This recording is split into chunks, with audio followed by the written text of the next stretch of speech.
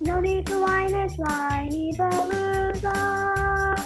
Have some wine and join us on the Whinypaluza podcast with Rebecca Greene. Welcome to the Whinypaluza podcast. I'm your host, Rebecca Greene.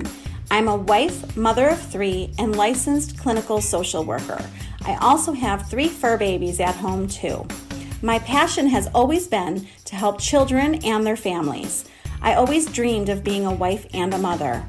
Parents are always learning through their struggles, failures, and successes and joys. I am no stranger to this wild ride of parenting, and I know behind every great parent lies a team of supportive friends and family. I want to be part of your support system. I want you to know that you are not alone. We are in this parenting world together. Join me every week for insightful discussions with experts on parenting and marriage, as well as other parents who have found the secret to successes in parenthood. You'll learn tips and tricks to make life with your family better than ever. I hope you will follow along with me while we dive into what it takes to achieve a happy family. Hello, everyone. This is Rebecca Greene for the Whinypaluza podcast, and I am so excited to have Tara Vellella here with us today. Tara, thank you so much for being here with me. Yes, thank you so much for having me. This is great. I know, I'm so excited. I'm so excited that you're in sunny Hawaii. I wish I was with you. What is the temperature? Just noticed. I see the sun. What is the temperature today? Probably 88. It's pretty, that's the standard, like 88 and sunny. It's like, gosh, well, in case you don't know, I'm in Buffalo, New York. I know you're laughing. It is dark. There's a ton of snow, and I think it's like 12 degrees. Okay. So anyways, okay. So you can go sledding and build a snowman. So we can totally go sledding and build a snowman. I am going to try to absorb the warmth from Hawaii while we talk. So let me tell you about Tara. First and foremost, Tara is a mom. She has 2 young kids and one on the way. Congratulations. Oh, look at your baby bump. She's due in early March. My daughter, Ella, was born on March 3rd, and she is an amazing kid. Tara lives on Maui, Hawaii, and I'm so jealous.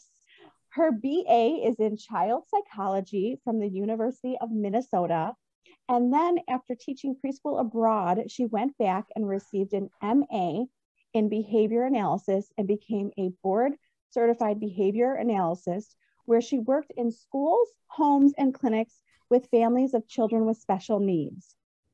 Her experience working in applied behavior analysis was within the confines of insurance, which is why she broke out and created Aloha Parent Coaching. After utilizing ABA strategies daily with her own kids and talking through the same tips with friends, she knew all parents could benefit from these resources. Aloha Parent Coaching is dedicated to spreading knowledge, support, and guidance so parents have a strategy in place to tackle those frustrating parts of parenthood and build a healthy relationship with their child. Tara is on Facebook, Instagram, and she has free resources with us, and we're going to discuss all of that at the end so that you can find her. So Tara, yes, first of all, I love the title of your coaching program. That just makes me want to jump right into it. Thank you. Let's start with what inspired you to become a parenting coach? Well, I was providing ABA services, part of that with insurance is mandatory to do parent training. So I worked with the kids and with the families, and then decided, after having my own kids, I noticed how much my parent trainings shifted and changed. And I was like, I feel like I can relate more to these families and have more information to give to them, as well as, when I'm talking with my friends, I'm like, why don't people know this? Right. so I decided to shift away. As much as I love working with kids and I've always enjoyed being around kids, kind of now that I had my own, I was like just ready, and I saw such a gap in needs between the services that the kids were getting and then the parents and the extra support that they were needing but not quite getting. And then not just those that have, you know, kids with special needs, but those like every parent in general. You aren't given a handbook of like how to raise a child in the hospital when you're bringing home your infant. So I think about that all the time because I went to school for social work. I took a bunch of trainings and I was counseling families prior to having kids and had all of this knowledge and still was scared out of my mind. So I was like, if I'm scared, I can only imagine how everyone else is feeling. Right, exactly. And that was part of it for me too. I went through some postpartum anxiety once my youngest now was about 6 months. So it was kind of a later onset. I didn't really know what was going on. And all of a sudden it hit me. And I was like, I'm struggling. I don't know how to get through, but I do know the strategies. I'm just not using them right now, but exactly. I know that so once I was able to like process and get through that, I was like, okay, this is what needs to be done. This is what I need to do and why I'm here. Exactly. And I don't know about you, but there's a mom in my head and there's a therapist in my head. And like the mom has to calm down for the therapist to come out. That came out for me when we were trying to sleep train. Oh, so no hard. Other. Like the mom is like, just go get your crying child. And my other little behavior analyst is like, but you know that's going to increase, you know, don't do it. It's on extinction. So hard. We definitely have the two voices going. Yeah. I love that you talk about boundaries. And I think that people don't know a lot about boundaries with their kids. Can you tell people the difference between healthy boundaries and unhealthy boundaries? It's a hard one.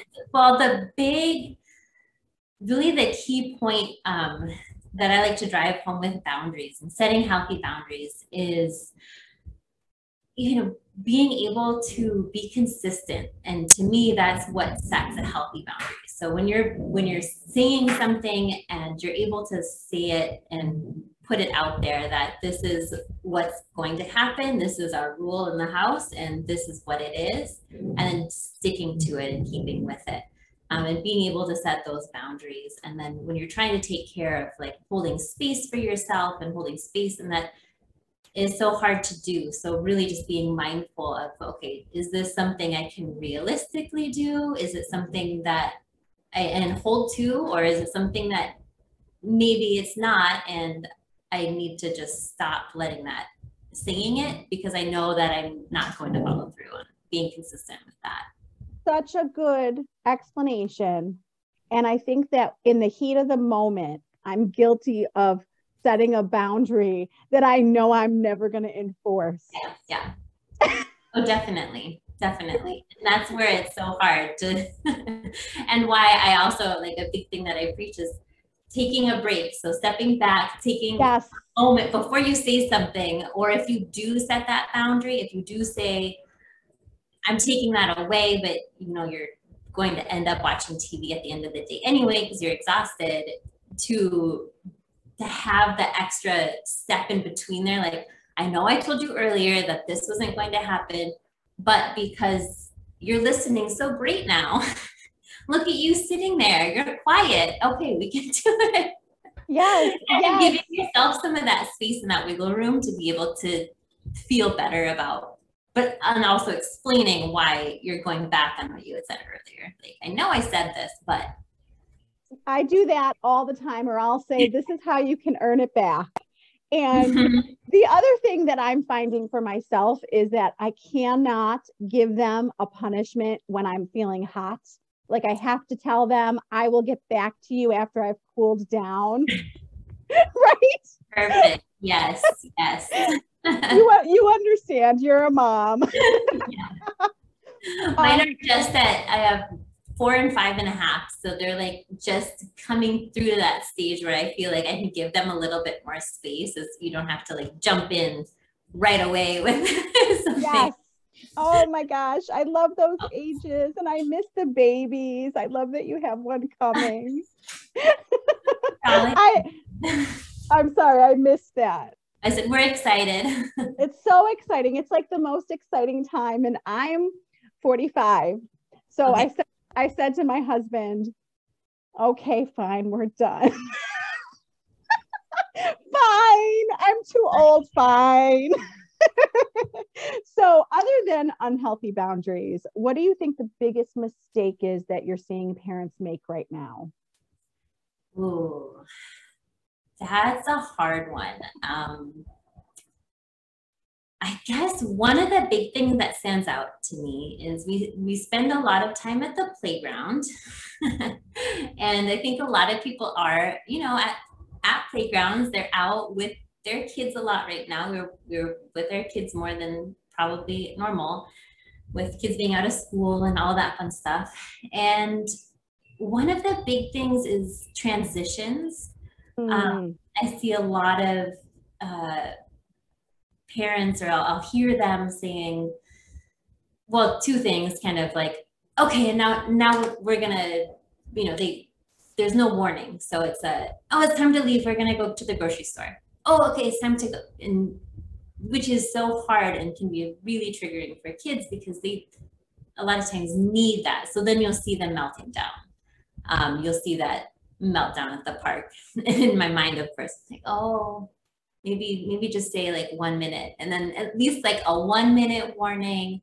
Yes. It doesn't even have to be like on a timer necessarily. It's just okay, 1 more minute of playing and it's time to go.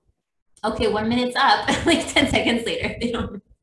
Oh my gosh. Yeah. Being able to give that transition, I think, is a really big thing that I see and I hear a lot, at stores or at the playground. And then the other thing, just kind of with that consistency and follow through when you are at the playground,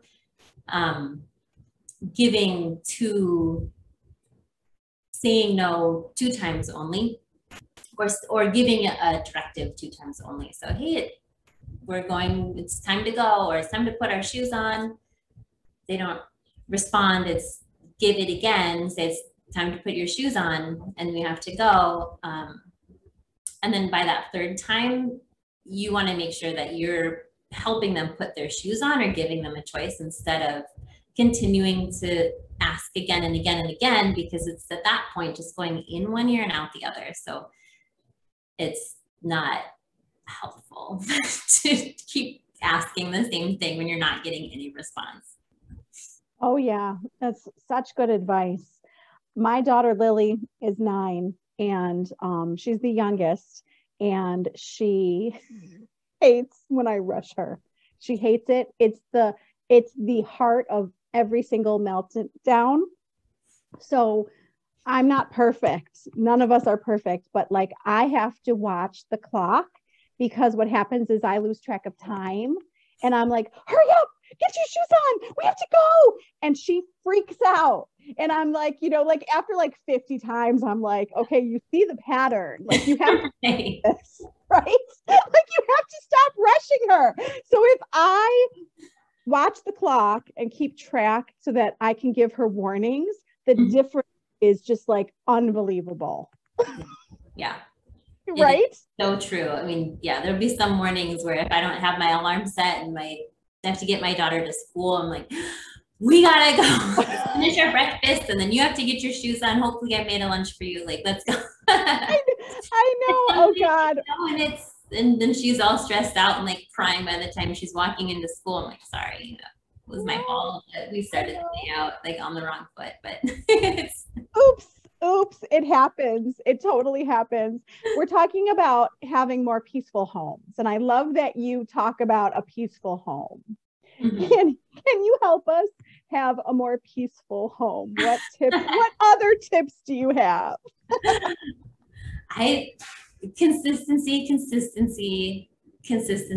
and when you can, kind of going into consistency is getting the kids involved. So, hey, what are some things, what are some boundaries, what are some rules that we can set as a family that we can have and hold each other accountable for, especially with the older kids too, and really making them feel valued and like a part of that environment, and that's something that they set up, I think is really important piece. So, I mean, even with the, younger ones, we can still do that as well. Like everyone can have some kind of a way to get their kids involved in what is okay, being kind after you eat. You can put your dishes in the sink, and all the praise, really catching your kids being good too. So, and it can be for the smallest thing, just to keep it light, and so you're not always being negative, saying no,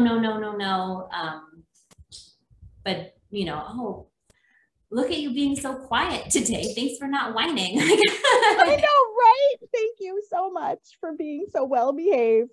You are so right. And a psychologist said to me, she was mimicking parents, saying, do your homework, clean up, pick that up, listen to me, come back here. And she just went through a bunch of stuff that we say all day. And she's like, if someone was barking all of that at you, would you feel good about that person?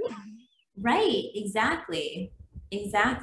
So there's so many different little things that go into it, but really building that rapport and that connection with your kid. And in one of the ways to do that is just catching them being good, because as much as they might need to be reminded to put their dishes away or to finish their homework, they also are doing good things too. And so why not, praise them for that and remind them that that's what we're looking for. 100%.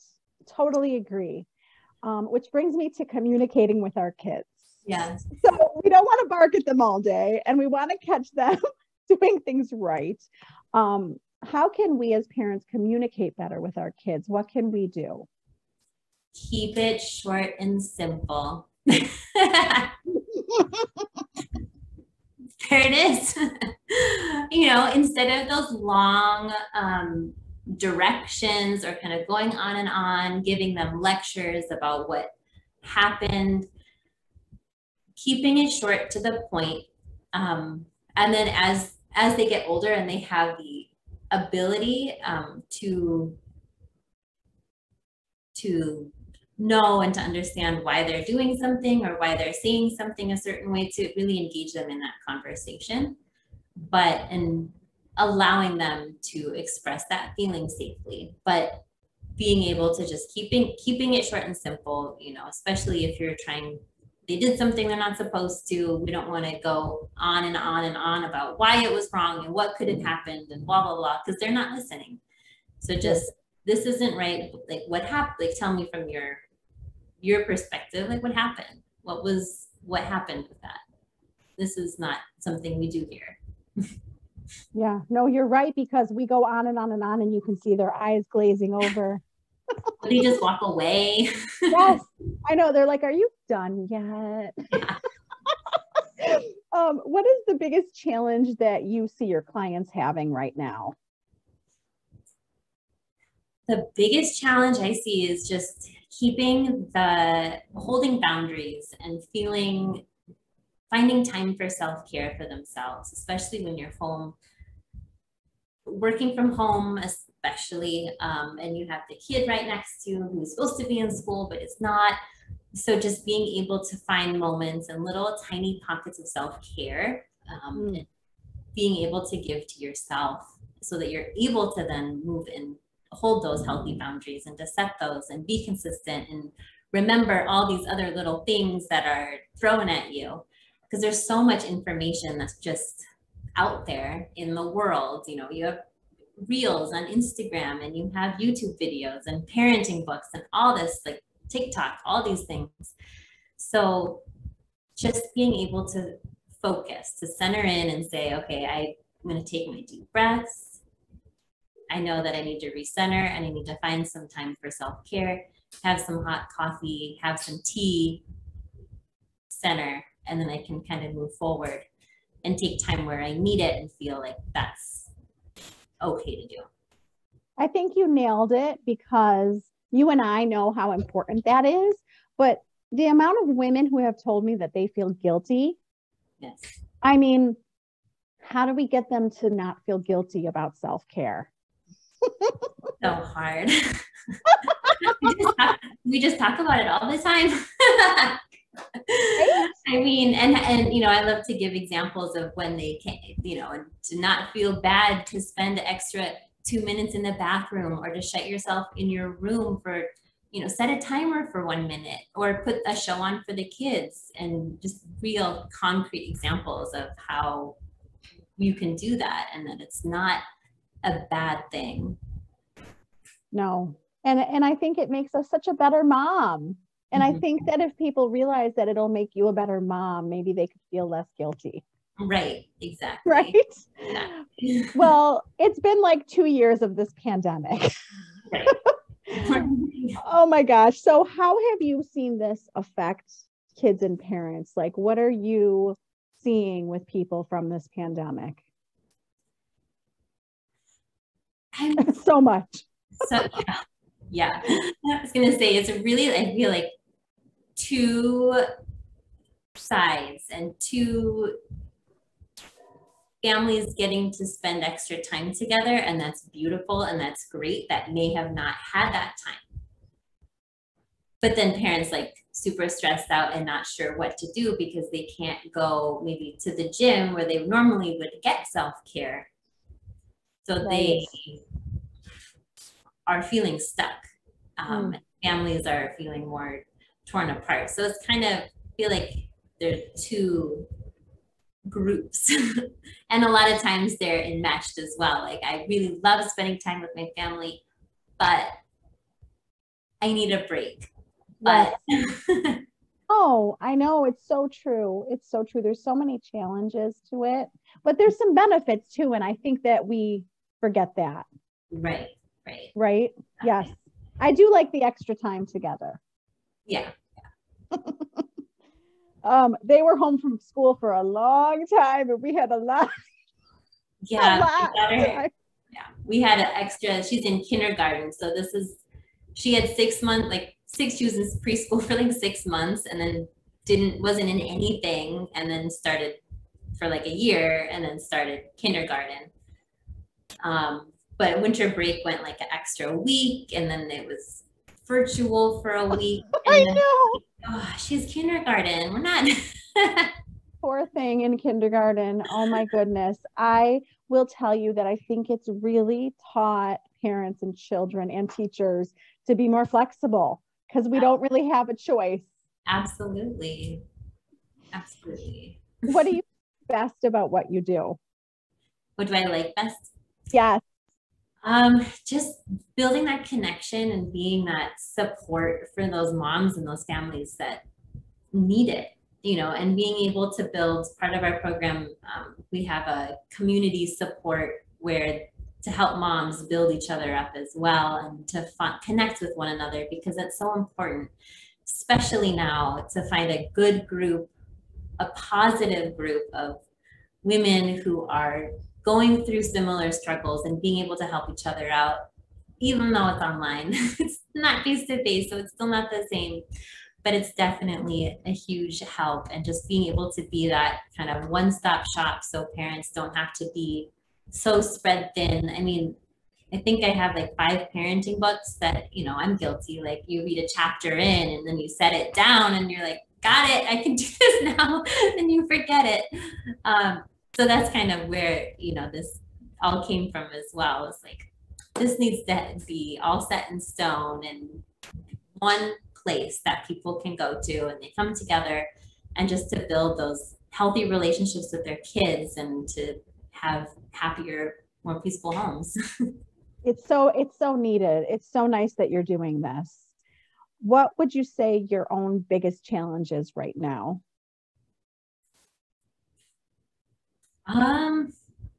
For me, I think one of the things I constantly have to remind myself is the balance.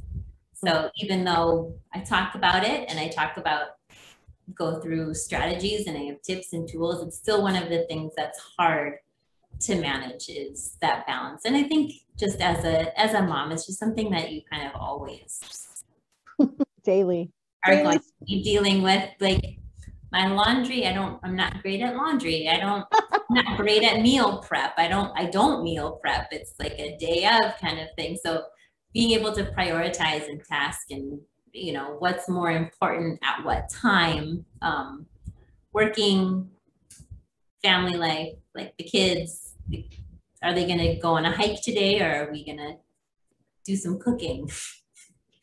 I know it's a daily action step, right? Everything is. It's a day-to-day thing. Totally. What do you think the best advice is that you've ever gotten? Best advice that I've ever gotten. Get outside. Yes. Even in the snow. My parents are in Wisconsin. I grew up in Minnesota, so they're you know, winter lovers, as you have to be, which I appreciate so much, because I could never do it. But you know, they're always like, just get outside. I know you're having a hard time. Just go outside. So everyone listening, go get outside. Go outside when you're done listening. Find something, 10 minutes. Agree. And you know, my favorite thing to do is take a walk and listen to a podcast. So maybe people are listening to us while they're walking. So I have to ask, how did you end up in Hawaii? We were actually and all over. We were actually in North Carolina before here. And I was offered a job out here, working in a clinic with a nonprofit, and decided to take it. So my husband grew up in Los Angeles, so he's into surfing, as you can tell, the surfboards. And we always enjoyed like the warmer weathers and the beaches. And so we're like, well, let's do it. That'll be a fun adventure for like a year or two. But it's been almost 3 years, so we are still here, and we don't have any plans right now to moving back. But yeah, so after the pandemic hit, I worked for that nonprofit about 6 months, and then they cut the role. So it's a fabulous. Well, we're here, and now we're gonna enjoy it and enjoy not having anything holding us down, really. Yeah, that's awesome. I love that you live there. Yeah, it's very cool. What else do you want to share that I didn't think to ask you? Just that I just want everyone to just give yourself grace. Everyone listening just needs to give themselves grace during this time and understand it's hard, and it's hard on everyone. No parent is perfect. We're all going through things. We all have our things. So just give yourself grace, and you can do this. Find your support, find your people. Such good advice. Tell everyone about your free resources and your free group. Tell everyone where to find you. Yes, you can find me. The thing. You can find me I have a guide of 18 ways to help set healthy boundaries. And you can find that over at alohaparentcoach.com/F/healthy boundaries. And then on Facebook over at Aloha Parent Coach, I have a group over there. So if you find the page, I can invite you into the group. It's a private group. But I think if you have that linked down below in the guide as well, that would be great. And I go live there once a week. So we do Q&As. It's a free Facebook group, so you're welcome to come in with any kind of questions. And there are some additional resources there as well on taming tantrums and increasing your patience. So we all need that. Fun stuff. Yeah. I'll need more patience. Well, it has been so nice talking to you today. You as well. Thank you so much for having me. This has been great. Thank you for your time. I know how busy you are. Yeah, of course. Rebecca Greene, reminding everyone to spend every day laughing, learning, and loving. Thank you for tuning in to the Whinypaluza podcast. If you like what you heard, please be sure to subscribe so you never miss an episode. While you are there, leave a review. I love to hear your feedback. Thank you so much for listening. Until next time. This show has been produced by Market Domination, LLC. To discover how you can have your own show completely done for you and turn it into a real published book and become the authority in your marketplace, go to www.marketdominationllc.com/podcast offer.